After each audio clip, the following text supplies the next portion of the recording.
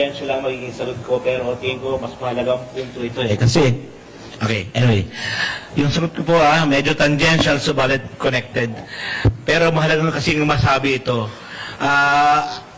I'm a very optimistic person. However, given my political training and experience, ang mga Cayetano mahirap pagkatiwalaan.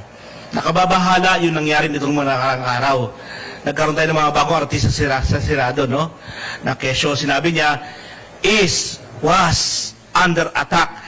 That can be extended to include would or will be under attack. They can do anything to delay, to impede, or to totally stop the proceedings. We don't know what will happen. Kaya nga dapat nakahanda ang buong civil society at any point in time, kung kailangan magmobilize tayong lahat, magbabas muli, gaya ng EDSA 3, gawin natin kasi hindi mapagkakatiwalaan ng mga Cayetano at ang mga supporter nila na gumawa ng tama.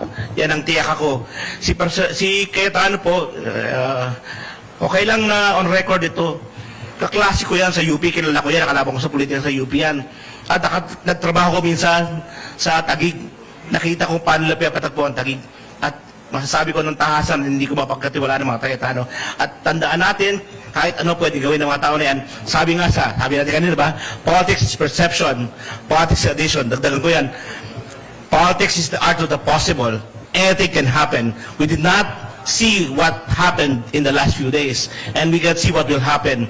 And given their state of mind, their frame of mind, and their history, anything can happen. So we should be all prepared.